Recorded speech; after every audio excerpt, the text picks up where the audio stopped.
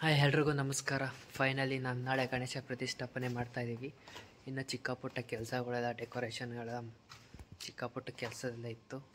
So ಅದನ್ನೆಲ್ಲ ಮುಗಿಸಿ ಇವಾಗ ಫೈನಲ್ ಗಣೇಶ ಎಲ್ಲ ತಂದು ಇಟ್ಟು ನಾಳೆ ಪ್ರತಿಷ್ಠಾಪನೆಗೆಲ್ಲ ತಯಾರಿ ಮಾಡ್ಕೊಳ್ತಾ ಇದ್ದೀವಿ.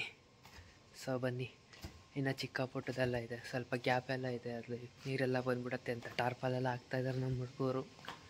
ಬನ್ನಿ ತೋರಿಸ್ತೀನಿ. ನೋಡಿ, ನಮ್ಮ ಹುಡುಗರು ಏನೇನೋ ಸಾಹಸ ಎಲ್ಲ ಮಾಡ್ತಾಯಿದ್ದಾರೆ. ಆ ಸಾಹಸ ಫಲಿತಾಂಶ ಕೊಡುತ್ತೆ ಅಂತ ನನಗನ್ನಿಸ್ತಾ ಇಲ್ಲ. ಬಟ್ ನೋಡಿ,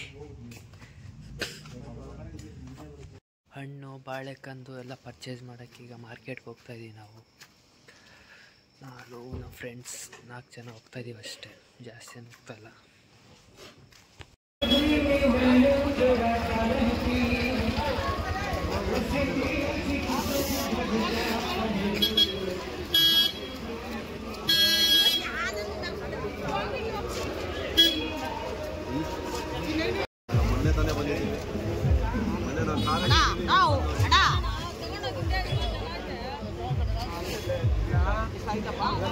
ಹೂವೆಲ್ಲ ತಗೊಳ್ತಾ ಇದ್ದೀವಿ.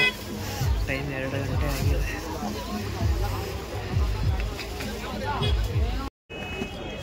ಏನಪ್ಪ ಅಂದ್ರೆ ಹೂವಿನ ರೇಟ್ ಕೇಳ್ತಾ ಇದ್ದರೆ ನಾವೇ ಒಂದು ಹೂವಿನ ಅಂಗಡಿ ಮಡಗ್ಬಿಡ್ಬೋದು ಅನಿಸ್ತಾ ಇದೆ. 5,000 10,000 ಅಂತ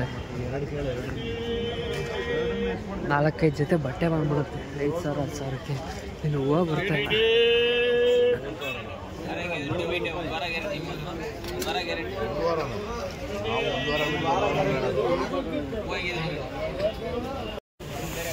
ಇದು ಬಂದು ನಾಳೆಗೆ ಈ ಹಾರ,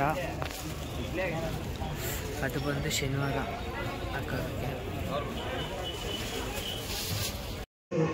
ಫೈನಲಿ ಗಣೇಶ ಎಲ್ಲ ಪ್ರತಿಷ್ಠಾಪನೆ ಮಾಡೋದಾಗಿದೆ. ನೋಡ್ಕೊಳ್ಳಿ ಹೇಗಿದೆ ಅಂತ. ಫೈನಲ್ ಔಟ್ಪುಟ್ ಈ ಥರ ಇದೆ ನೋಡಿ ನಮ್ಮ ಗಣೇಶ. ನೀನ್ ಮಾತಾಡೋದು ನಿಂಗೆ ಕೇಳಿಸ್ತಲ್ಲ ಕಣಲೇ.